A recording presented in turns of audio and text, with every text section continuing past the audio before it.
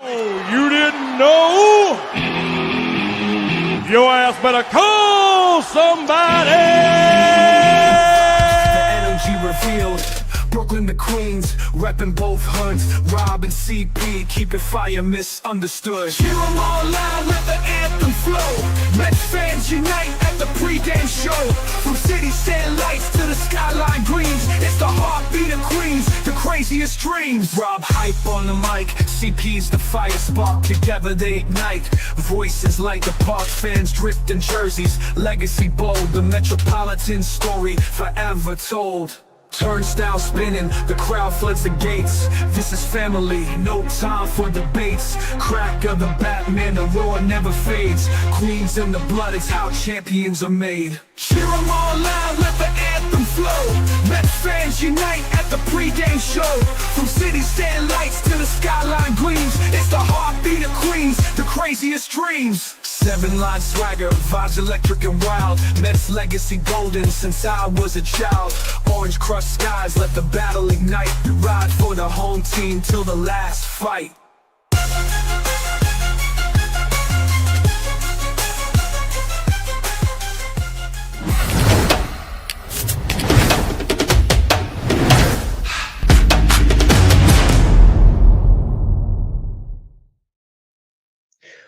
What's up, Mets fans? Welcome back to the Amazing Mets pregame show with your boy CP. And I do apologize about the delay. Rob was supposed to be on this stream. We're about 45 minutes delayed here on this lovely, actually rainy Tuesday, May 13th of 2025. Rob had some storms roll into the area. He can't get online. He did notify me eventually when he got his phone working that he would have to cancel, but I got you all covered because we are here talking Mets versus Pirates game 2. And the Mets are looking for yet another series win with Kodai Senga on the mound. We have the lineup, we have the pitching matchup, and we are ready to talk some ball. Before we do, as always, for those of you all who are packing the chat right now, I absolutely love it.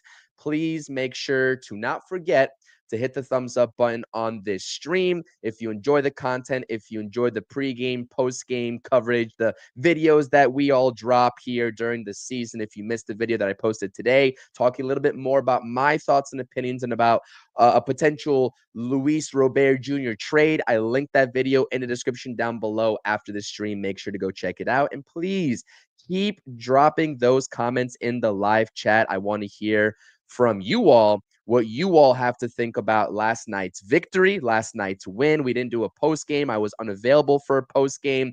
Watching the Knicks game, I was too busy watching the Knicks, but I had the Knicks and the Mets on side by side, orange and blue skies, both victorious as the Knicks take a 3-1 series lead against the Boston Celtics. Shout out to everybody, ladies and gentlemen, in the chat. D, Stanley, Oliver, Steven, Dennis, Rock, Brad, I appreciate you all. Raul, I appreciate you all being here again. Thanks for rocking with the channel. Make sure to hit the thumbs up button. Okay, it was sort of a weird game yesterday before we talk about this game too. It was sort of a weird game yesterday in which the Mets were able to walk off the Pittsburgh Pirates thanks to a Pete Alonso sacrifice fly in the ninth inning after a blown save, I guess you can call it. It shouldn't have even counted. It shouldn't count as a blown save from Huascar Brazaban with Edwin Diaz unavailable after pitching the previous two nights because Huascar Brazaban's defense definitely failed right behind him. And I'll get into that here in just a second. But let's get into the actual game within itself and how it led up to that game-winning sacrifice fly from Pete Alonso. You can see the box score right here from game one against the Pittsburgh Pirates from the New York Mets. Lindor, another multi-hit game, going 3 for 5 and scoring the game-winning run. A little bit of a weird play with the ball going off of the bag to lead off in the ninth inning underneath the glove of Isaiah Kiner-Falefa and or Kiner-Falefa, sorry, IKF, former Yankee. You all know who I'm talking about. And, you know, that kind of set up the Mets to succeed in that inning. Juan Soto also doing his job in that inning as well with a single that moves Lindor over to third base. And Paul Skeens was talking about the top three of this lineup getting the job done in his interview and was giving a lot of props to the Mets top three and what they've been able to accomplish so far. And, he was basically saying that, even the slumps, quote unquote, that these guys are in, alluding to Lindor, Soto, and Alonso, aren't even necessarily like slumps. You can't even consider them slumps. And I definitely do agree with that. And that just shows you how one of the top pitchers in the game, in Paul Skeens, has immense respect for this Mets lineup.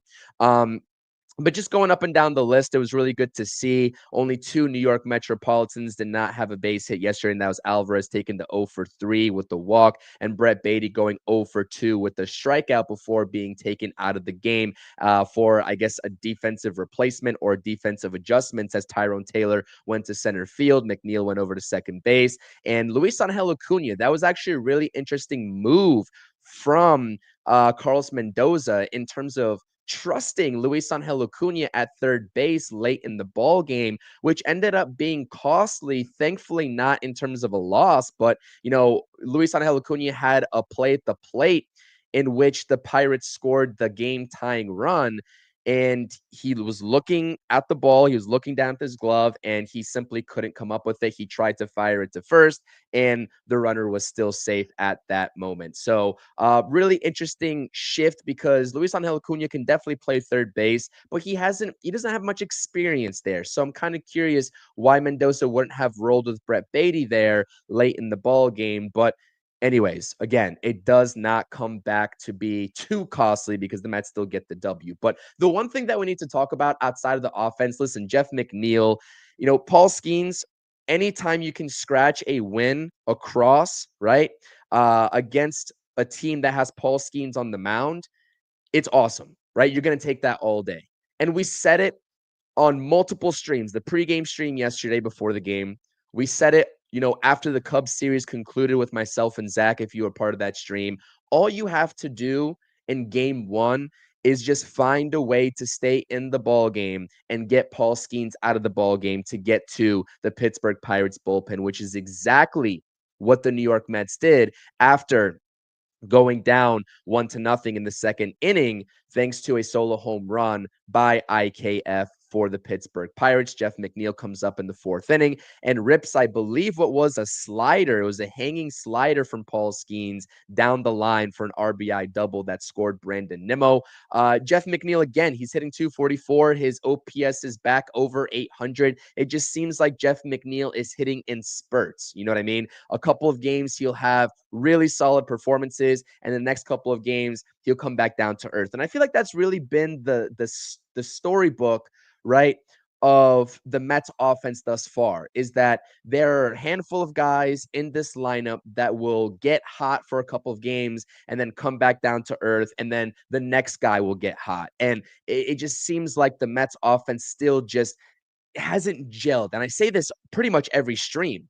And I'm going to keep saying it until we actually see it. And I think that Jeff McNeil has definitely fallen into that pattern as well. But all in all, I will say, even though that I do and have had some complaints about Jeff McNeil and some of his performances, he's done a good job ever since coming back off the IL. And I've been impressed with what he's done all in all, defensively and offensively. I can't, overly talk about Jeff McNeil because there are definitely bigger issues in this lineup, especially with what the Mets are going to consistently do moving forward at the DH spot than talking about Jeff McNeil every single day. But the other thing that we have to talk about with this game before we move on to game two, talking about Senga versus Mitch Keller, is David Peterson, right? David Peterson did what he had to do against a very talented pitcher, the opposition being Paul Skeens. Everybody was talking about Paul Skeens to begin this game. How are the Mets going to manufacture runs? Well, the biggest, or I guess I should say, a big important player in this game was David Peterson and his ability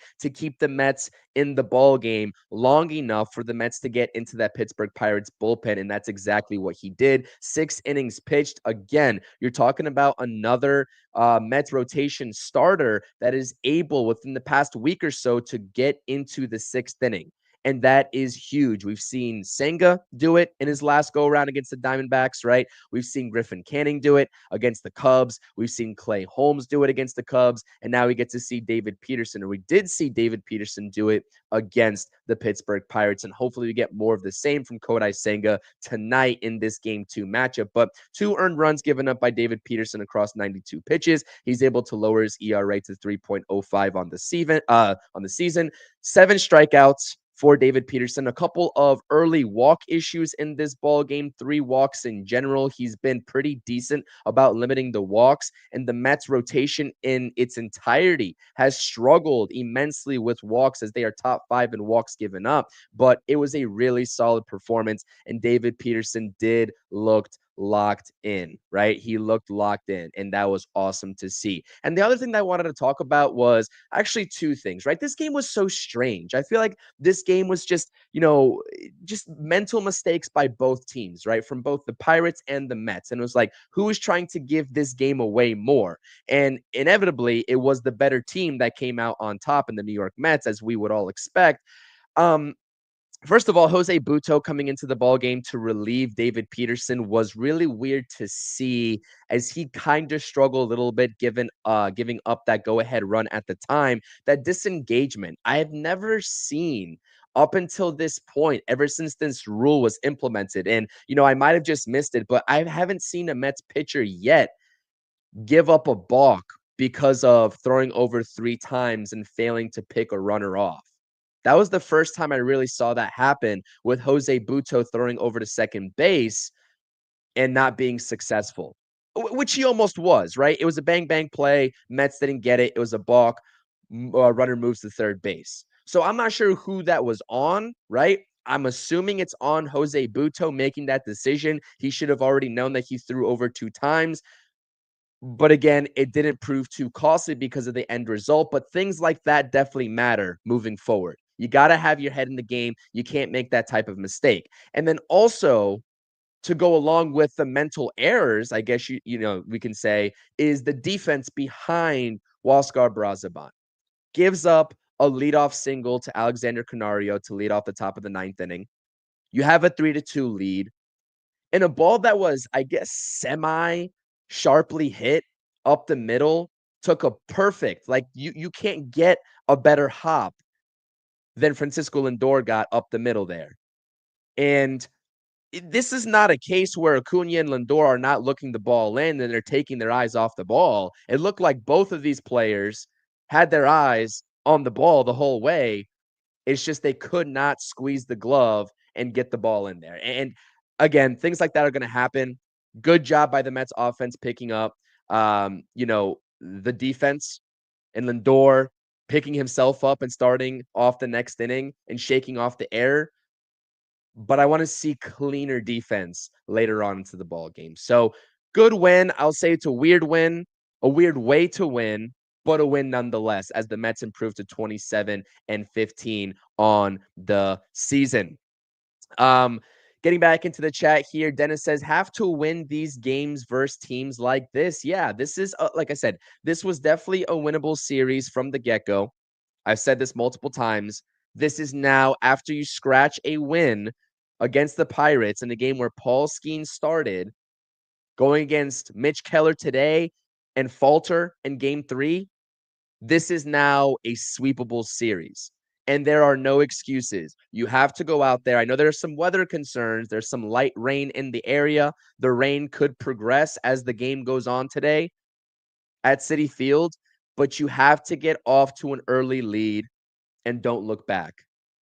And if the game ends, right, in the 6th or 7th inning, and they call it due to inclement weather, it's still a win in the books. And that's why it's so important to get off to early leads instead of waiting and relying on your late game offense against the bullpen. I'd rather see the Mets start to get to some of these opposing starting pitchers rather than waiting to get into the bullpen. I understand against Paul Skeens is a different story, but it seems like in general, that has been the mantra for this Mets lineup thus far in this season.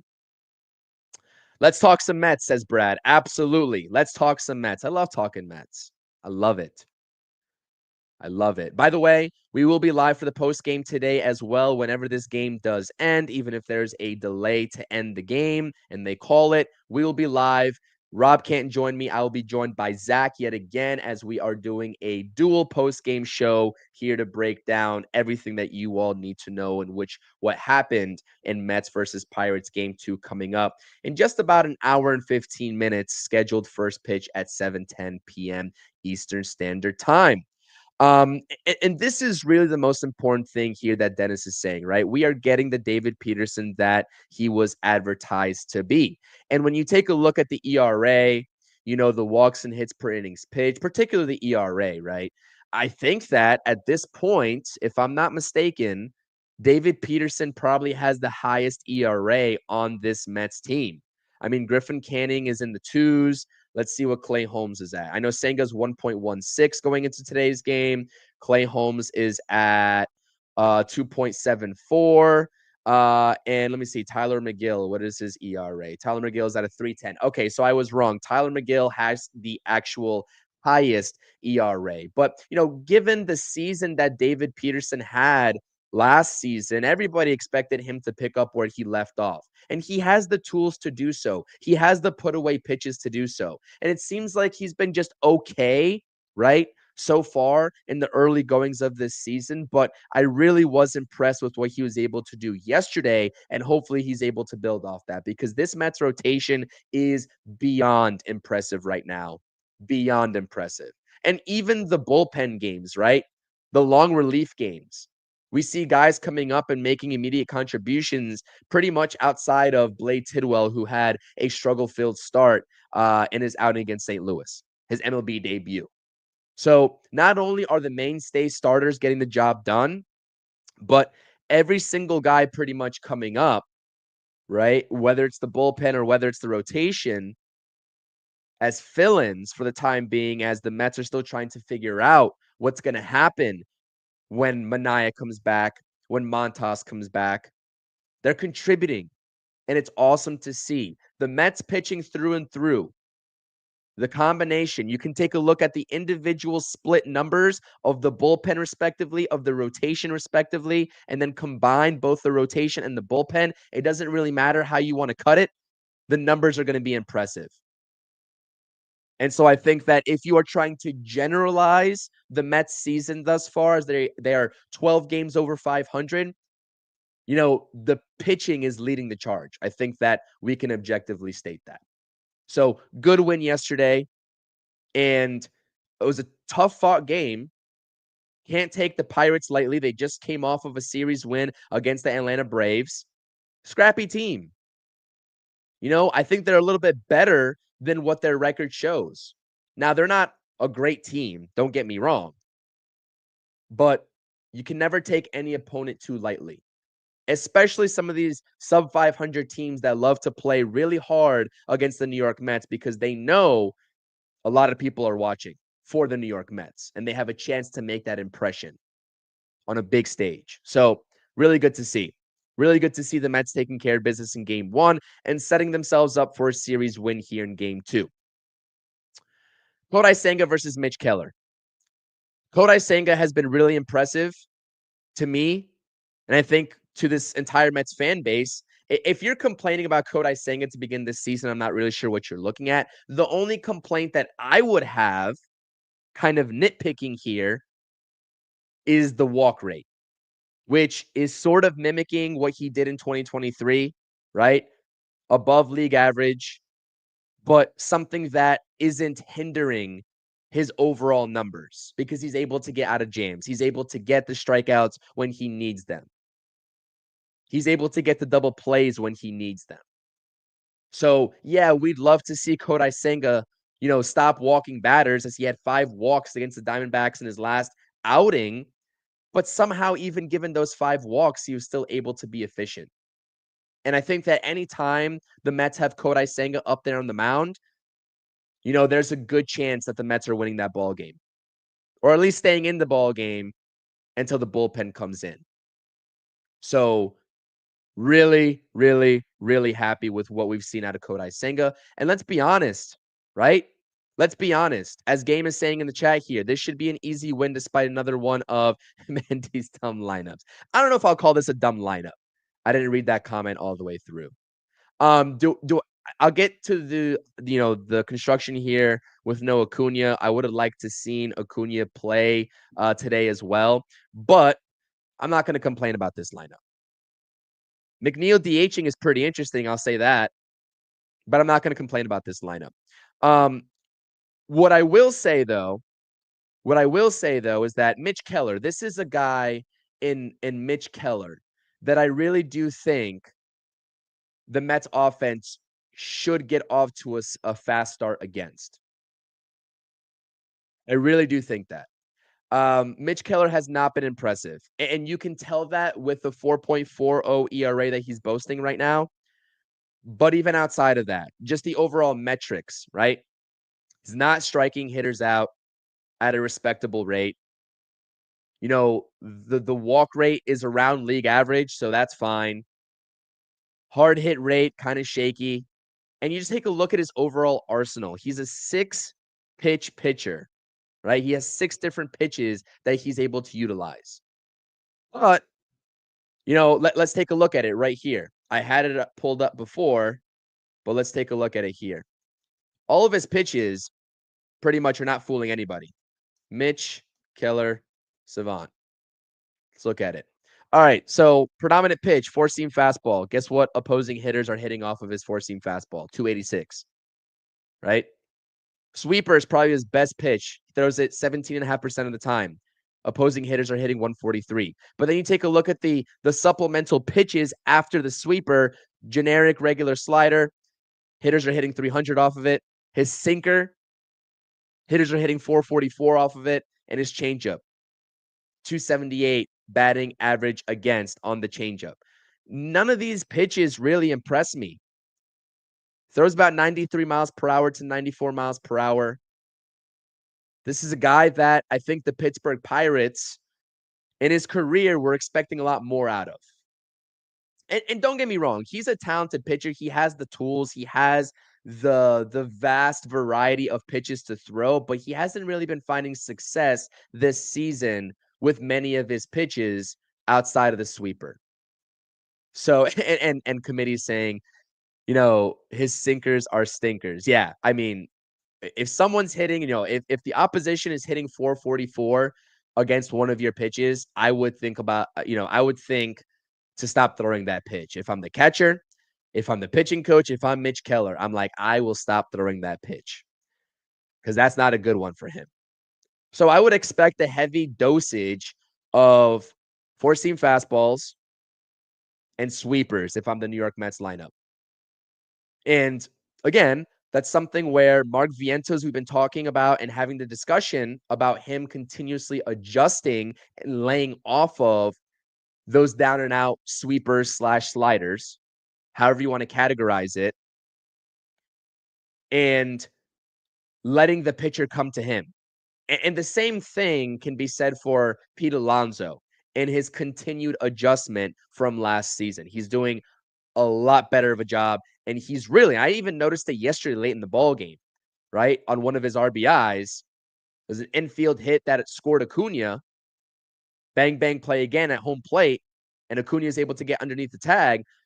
But these pitchers are still trying to set Pete Alonso up for failure by trying to get him to fish and chase out of the zone.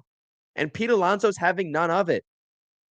And so if Mark Vientos, who is slowly but surely, starting to swing a hot bat, is able to continuously lay off that pitch, we're going to see a different version of Mark Vientos and continue to see a different version than what we've seen to start this season.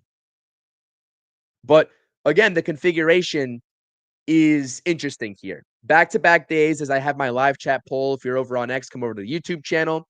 If you're on YouTube, make sure to hit the thumbs up button. My live chat poll on YouTube right now is asking you all, the viewers, as Mets fans, who would you rather have in the cleanup spot more consistently moving forward, Brandon Nimmo or Mark Vientos? Because this is the second day in a row that we've seen Brandon Nimmo in that cleanup spot. And I expect this to be, I guess you can call it a platoon, a back and forth that Mendoza is deciding to utilize. But at this very moment, Mark Vientos looks a little bit more locked in at the plate than Brandon Nimmo. And therefore, I would give him that edge as the cleanup hitter. And by the way, hats off to Brandon Nimmo yesterday, making an absolutely fantastic catch, robbing a home run for a pitcher in Daniel Nunez, who was on the mound, that really needed to see that ball be caught, given how he started off his season coming off the IL. And he ended up posting a scoreless inning, so that was good to see. But yeah, as Stanley's saying right here, this is, you know what I mean? Vientos is steadily improving. I really like what Vientos is doing as of late. And I know that he had a hit streak earlier. Not sure if he maintained that. No, he was hitless. No, 3-game hit streak. The hit streak was snapped in that opening game of the Cubs series when he went in for pinch hitting duties later in the ball game.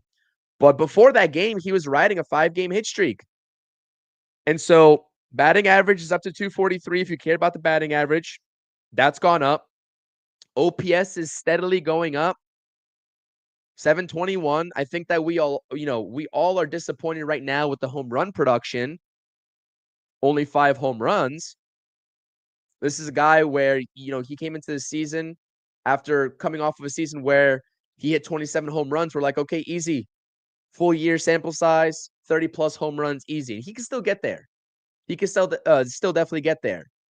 But I like the adjustments that he's making. All fields hitters are supposed to hit to all fields, and that's exactly what Mark Vientos is. He has all fields power. So, but the lineup is as such. Listen, Lindor, top 3 don't change. Top 3 do not change.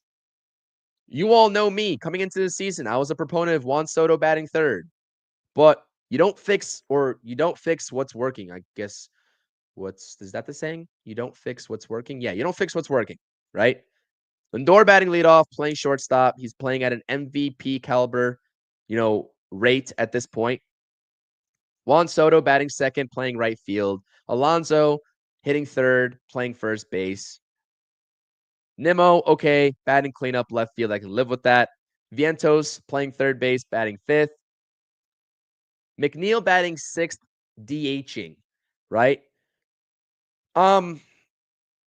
This is the one issue that I've had with the Mets lineup for the past couple of years, is trying to get this DH situation correct, because it's been a DH by committee as long as I can remember, right?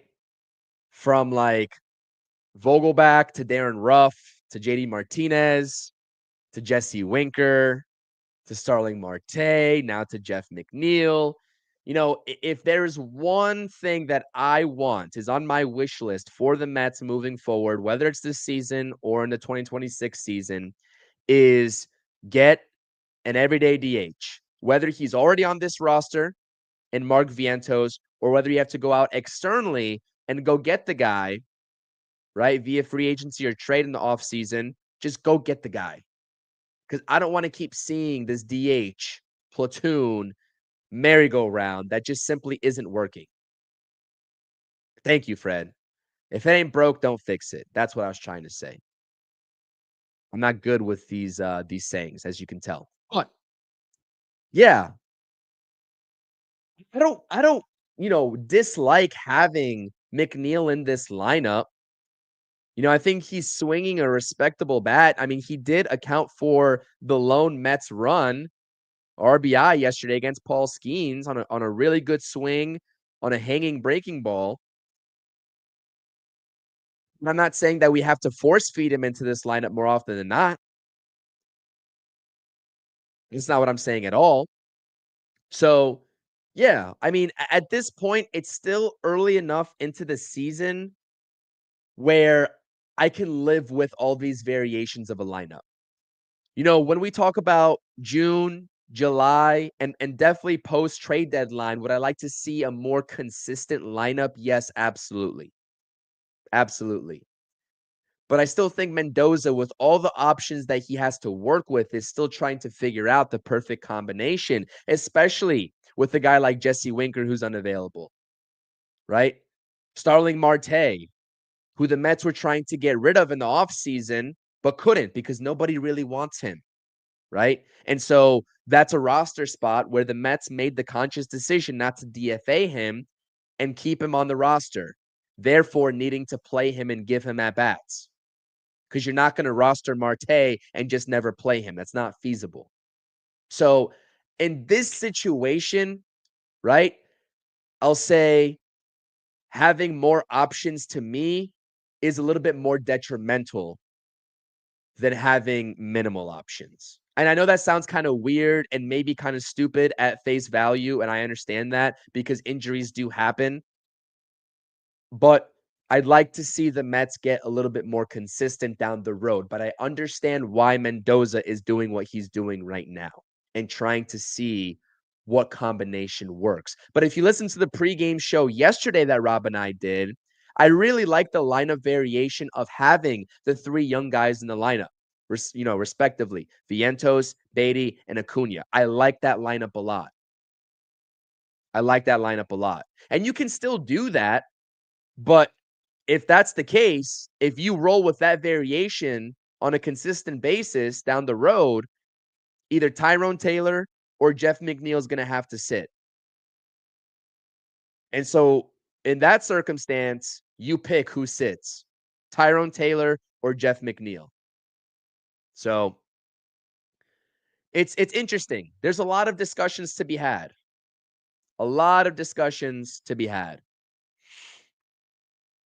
Regarding this lineup and the combinations that are being thrown out there or will be thrown out there. Salute to Carlos.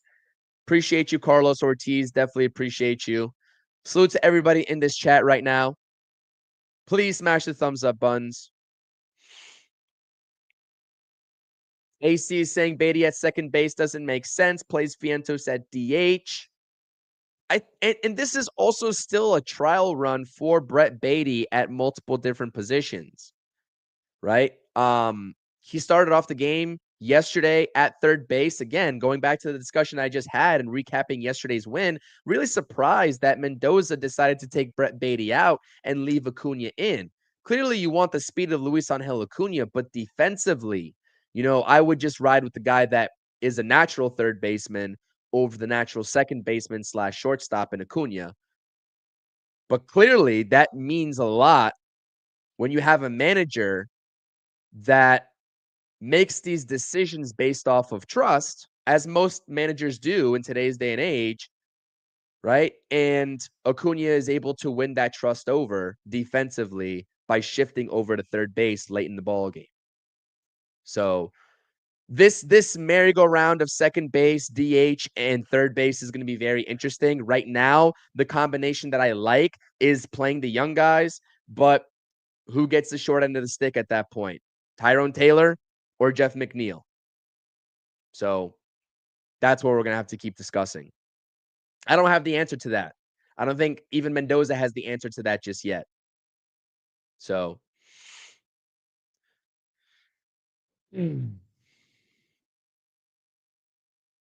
yeah, I mean, listen, this is not really MLB The Show at this point. Mendoza is making these decisions, and can we be honest for 1 second here, right? This offense has not hit its stride. So, I think that could either be the cause or the effect at this point by rotating this lineup. Rotating this lineup could be the cause of this lineup not hitting its stride, along with the failures, utter failures of hitting with runners in scoring position, or it could be the effect of it. So, as I always say, outside of that Diamondback series, I don't really care what happens. This lineup, to this lineup, any variation of it should be able to put up runs. I firmly believe that, and I've been saying it from the start. So that's what I'll say about that. Well, yeah, listen, this is a game. This is like you gotta have it. You gotta have this series win. Do it today. Set yourself up for the sweep. And I think I really think the weather, as I'm gonna check Twitter one more time to see if there's not a delay or anything like that, because I know there's some inclement weather out in New York right now. I don't think the weather looks good. Someone correct me if I'm wrong for tomorrow. Game might be postponed from what I understand tomorrow. So get the series win out of the way. Get the series win out of the way. But yeah, I mean, the other thing that we can talk about is the bullpen. Bullpen's been looking good. Stanek's been looking good. Edwin Diaz has been looking really good. And I like my chances. And you have a bullpen with Stanek and Diaz doing what they're doing over their past couple of outings. I like it.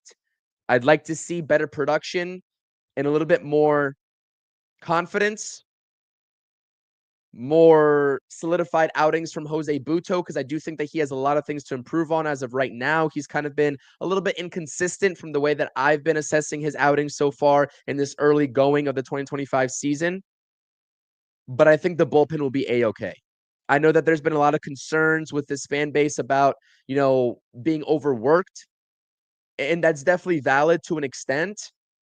But now you're starting to see this rotation get into, the sixth inning, which is what everybody has been telling, me and everybody else is what they want is this rotation getting deeper into ball games. And now they're starting to do it. So the bullpen's going to benefit. Daniel Nunez, it's not shocking to me that it's taken him a little bit of time to adjust back into major league speed. Fastball's electric. And really, he's like Edwin Diaz. The outings depend on the sharpness of his slider. First couple outings for Daniel Nunez have, the slider did not look good. He had to rely on the fastball, and he wasn't even locating the fastball. But we've seen the progression. And outside of that one swing, in which resulted in a Brandon Nimmo robbery of a home run, it was a good outing for Daniel Nunez to work off of. And so now it's just about trying to see who's going to be that lefty in the bullpen. But the Mets bullpen, no lefty, no problem as of right now. Brooks Raley is going to come back at some point. When Montas or Manaya come back, Montas is going to be back first. If everything goes according to plan, we'll see who goes into that bullpen from the starting rotation. We'll see. That's another thing. As opposed to having too many options being kind of detrimental to the lineup, having too many options on the pitching side of things, I will never complain about. Because there are guys in this rotation right now that have the ability to perform in both the bullpen and the rotation. And the two names that I'm alluding to with that is David Peterson, as crazy as it sounds. I don't expect David Peterson to be moved to the bullpen, but he looked damn good in some relief appearances in the playoffs last season, and also Griffin Canning. And with the way that this rotation is performing, who do you prioritize moving to the bullpen? I know a lot of people are going to say Tyler McGill. That would probably be my first answer as well. But we've seen a lot of Tyler McGill out of the bullpen in the past few seasons, and he hasn't looked comfortable. So a little bit of a different situation there. But listen, Mets pregame. We're about 50 minutes until first pitch. We want to do this stream a little bit earlier, right? 7:10 p.m. We'll see if we're delayed. I think it's going to be light rain is what the expectation is. And I think this game will get played. It's going to be sloppy. It's going to be sloppy conditions. Defensively, the Mets have to be sound. And offensively, hopefully they are able to capitalize on mistakes that the Pirates will inevitably make. The Pirates are not a fundamentally sound team. They're not. And that's why their record is what it is. Good teams capitalize off those mistakes. And so, as always, we're watching with runners in scoring position because I forgot what it was yesterday. It wasn't good going into the later parts of the game, but they're able to find a way to manufacture runs when they needed to the most. Let's see what it was. Mets runners in scoring position yesterday, 3 for 14. Like, we've seen 0 for 10s. We've seen 1 for 3s. Now 3 for 14s.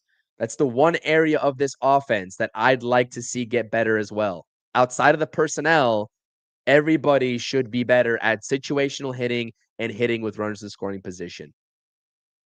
So rain doesn't hurt speed, which is exactly why I would have rather seen Luis Angel Acuna in this lineup. And by the way, shout out to Luis Angel Acuna as well. Not only, right, for scoring off of that Pete Alonso quote unquote infield single that the third baseman wasn't able to get to, but also that infield single that he was able to leg out by inches. That's why they say baseball is a game of inches. Because of that play where Luis Angel Acuna is busting down the first base line and he beats the guy there. And Tyrone Taylor's able to go over to third base.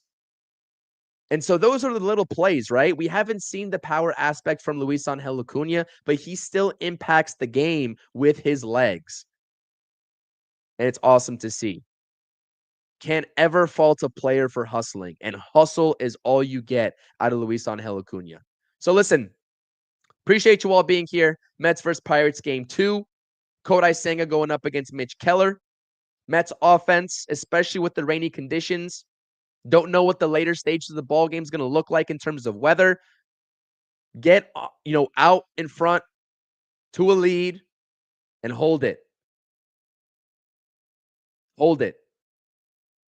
And we'll be live for the post-game show with you all on the channel, myself and Zach, talking about the conclusion. Whether it's win or whether it's a loss today, we'll be live for the post-game. So tune into the post-game. Smash those thumbs up on both streams. Check out the video that I posted earlier around 11 a.m. talking about Luis Robert Jr. Feel free to drop a comment as well underneath that video in the comment section. Tell me, would you like to see the Mets go for, the ceiling aspect of Luis Robert Jr., the type of player that he is? Or would you rather pass and not give up the assets given the struggles that he's had now for the past 1.25 seasons, ever since 2023? Let me know. Hit the thumbs up, subscribe to the channel. We'll be live later tonight with the post game. Let's go Mets. Let's go take a series. I appreciate you all being here. It's your boy CP. See you all later. Peace.